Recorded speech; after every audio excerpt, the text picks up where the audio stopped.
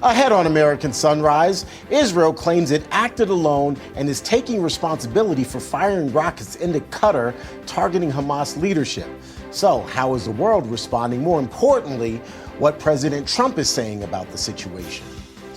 Plus, the new ICE operation in Chicago, Operation Midway Blitz, continues as Democrats slam the move.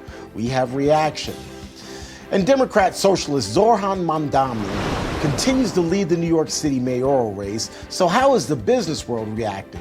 Ahead, the southern city that's pitching itself to those businesses. Those stories and so much more as American Sunrise starts right now. Good morning, America. Welcome to American Sunrise. Whether it's culture, we have breaking news to share with you, politics. President Trump is joining us live now from Florida. We've got you covered. This is what it looks like to be a patriot. We have to protect the American family. The American dream is still alive. I'm David Brody. I'm Terrence. And I'm Dr. Gina.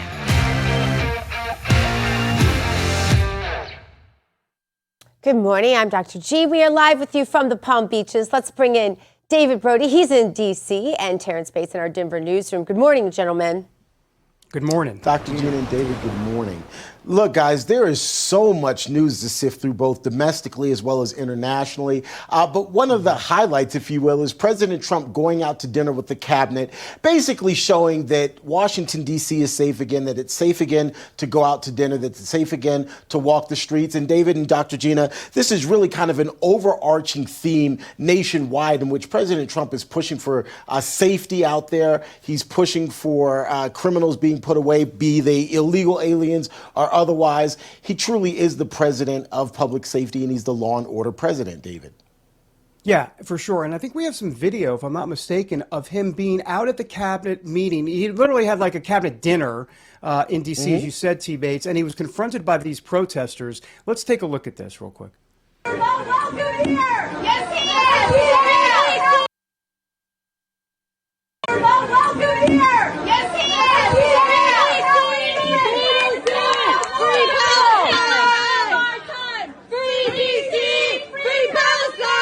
Trump is the Hitler of our time! Free D.C. Free Palestine! Trump is the Hitler of our time! Free D.C. Free Palestine! Trump is the Hitler of our time! Free D.C. Free Palestine! Trump is the Hitler of our time! Okay. Yeah. Okay. And you know, the beauty of all of that is Trump just look at them going, really? You know, so calm, so self-assured, and probably needed to ask them when are they going to go get their hair dyed blue, Gina? Their hair is probably already dyed blue. David is my guess. No, what I love is he just kind of stands there, like looks at him like, I hear you. I hear you. Got you. Okay, now get him out of here. Exactly. Right. I thought it was a fantastic reaction by our president, and you know.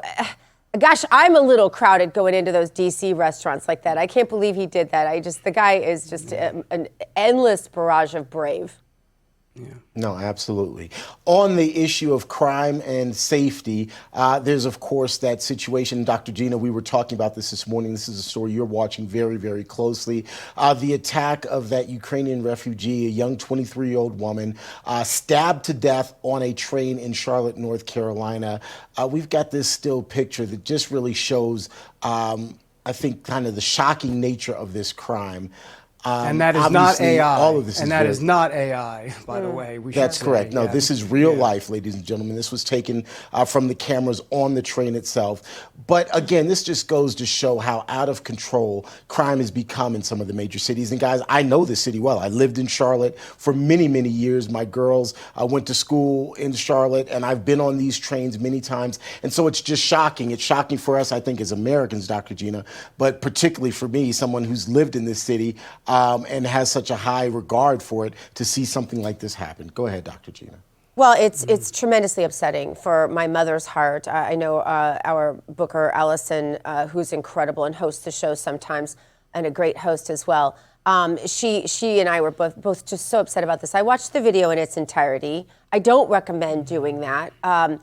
But the shocking part of this is the lack of humanity. The shocking part of this is how long it took that girl lay, that precious, innocent 23-year-old woman who came here to get away from war, right, and died this violent and brutal death.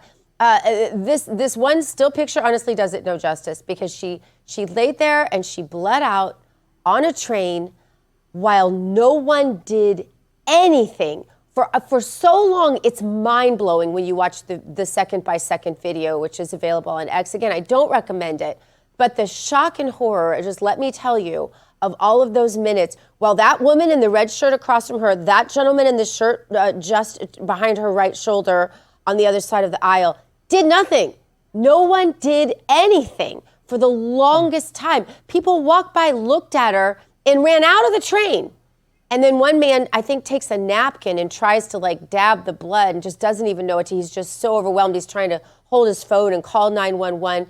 And then there is a racial component here. And obviously there's the juxtaposition of all of those with Ukrainian flags next to their bios all over social media who haven't even said anything about this. And then you have the news media talking about basically how this poor man was a mental patient and a victim of the system.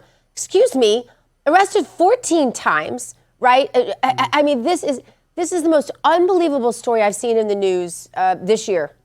Most unbelievable. Yeah. And I don't even know what to say about it. My mind just will not wrap around it. Anyway, let's get to the Bible verse, because that's about the only thing that's going to give us any peace on this particular footage. Genesis 28:15, behold, I am with you and will keep you wherever you go and will bring you back to this land, for I will not leave you until I have done what I have spoken to you. Well, the U.S. White House says the U.S. was notified by the military of Israel's strike inside Qatar that targeted top Hamas leadership. Here's what Press Secretary Caroline Leavitt had to say about that. Well, I have a statement to read for all of you with respect to the Israeli strike in Doha, and here it is. This morning, the Trump administration was notified by the United States military that as Israel was attacking Hamas, which very unfortunately was located in a section of Doha, the capital of Qatar. Unilaterally bombing inside Qatar, a sovereign nation and close ally of the United States that is working very hard and bravely taking risks with us to broker peace, does not advance Israel or America's goals. However, eliminating Hamas, who have profited off the misery of those living in Gaza, is a worthy goal. President Trump immediately directed Special Envoy Witkoff to inform the Qataris of the impending attack, which he did.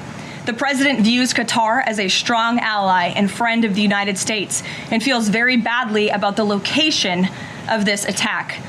I want to bring in Texas Congresswoman Beth Van Duyne. Congresswoman, I want to get to that, but I want to give you a chance first to make a comment. I had dinner with Daniel Penny, and we'll all remember him from the Jordan Neely case where he was on the train and he did the vigilante thing and he paid dearly for it. And I talked to him about this, not since I've seen this, but before that. And his big concern, too, was what all of ours is, that there would be something like this that would happen, maybe not even on a train, and people would just be so brazen to it. You know, we're in such a clickbait world, Congresswoman, where we're on our phones and and you look and everyone on the train is on their phone when you watch this footage. No one is paying attention to this girl who's dying there. Is this because we have so misunderstood crime? What can we do about this? Well, we can actually take it seriously. We can encourage our law enforcement instead of demonize them. We can be supportive of people who actually step in and help. What we've done is you've seen it, with Penny alone, they criminalized him coming to people's aid, and people are now afraid to step in, and we need to stop that. We need to make sure that people understand that we all live together. We are all dependent on one another, especially when we're in our most vulnerable moments, and we should all be stepping up and sticking in there. I don't want to be so judgmental on the people that were on that subway that day. I'm not excusing that behavior, but you're on your phone, you see something that happened. I watched that video a number of times, and it was shocking to me how quickly it happened. It didn't escalate. There was no conversation between the two. It wasn't like they came on the train fighting. This just happened. It was a shock, I think, to everybody that you have to take a second. Did that really just happen? But so I'm not going to be so critical of the people that were there, except to say that, look, if you see something, say something. We've been doing this. Step in if you see somebody who needs help. But that guy should never have been in that position. He should never have been on that train. He should have been either in a facility or he should have been in jail. But to have been let out as many times as he was just shows the failing of that complete system. And where does that lie? That lies in the elected officials who are not holding people accountable, who are not enforcing their law. And that is at the local level. I'm sorry, those mayors, I was a former mayor. I worked very well with our police department. You take all of these dollars from your citizens and you're, as a local elected official, the primary use of those dollars should be on law enforcement and first responders. They are failing, and they're failing miserably. Well, then, to that point, what can and what are you and your colleagues in Congress doing to help bring more funding to law enforcement, to help bring more funding to mental health services, to help bring more funding to the policies of President Trump in order to help when it comes to law and order nationwide, excuse me, because this is an issue that's nationwide. It's not just isolated to Charlotte. It's not just isolated to Chicago. These are issues that cities across our country are dealing with. No, absolutely. And here's the deal. It's not all about funding. That's the problem. You collect property taxes. You collect sales taxes. You have to prioritize your law enforcement in your budget. The city of Irving, Texas, where I was mayor, we did that. Nearly 60% of our dollars went into our first responders. You are already collecting dollars to do that. This should not be a federal issue where federal dollars are coming in and having to pay because local elected officials are choosing to spend their dollars elsewhere.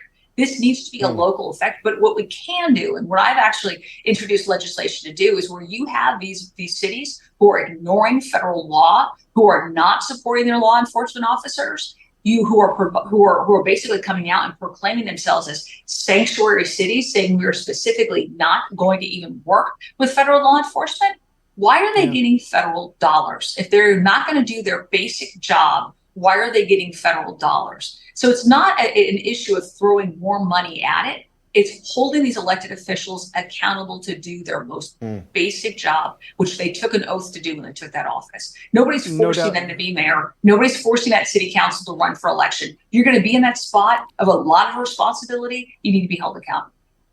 No doubt about it. And that kind of segues us to Midway Blitz in Chicago going on right now. You are a leader on immigration. You have been out front big time down there in Texas and across the country. Curious to get your reaction. I got off with DHS about 20 minutes ago on the phone. They were telling me, because I'm asking for the latest stats of what's going on this week. They say they are compiling those. They'll be released shortly. They're checking out the criminality in terms of fusing all the resources that they have on the streets together. So that's kind of the latest from them.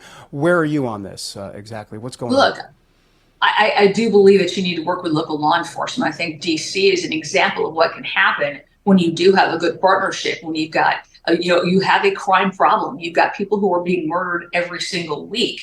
And when you work with national law enforcement, to work with your local law enforcement, it does have effects. When you're actually, again, enforcing law, when you've got the presence there, you will find that criminals, when they know that they are going to be prosecuted, when you know that they're going to be arrested and held accountable, all of a sudden that acts as a deterrent and they don't commit those crimes. Chicago has for too long allowed these criminals out time and time again. This cashless bail program has been a complete and utter failure. And yes, if I was a mayor and I saw that crime was so out of control as it is in some of these large cities that have been ignoring it for years, you need to get it under control. And if that means calling out the president and saying, hey, we need your help. We don't want it permanently. We're not asking for you to come in and do martial law here, but we need your help just to get it under control. Once it's under control, we will take back over. You've seen it in blue cities elsewhere at times. Baltimore was one of those examples when they realized that they had been using their officers for so long and people are quitting. But when that happens, ask for help when you need it. Don't deny it. And the reason why they're protecting these criminal illegal aliens in these cities is all about power. They want to make sure that they keep their population up for numbers on their congressional districts.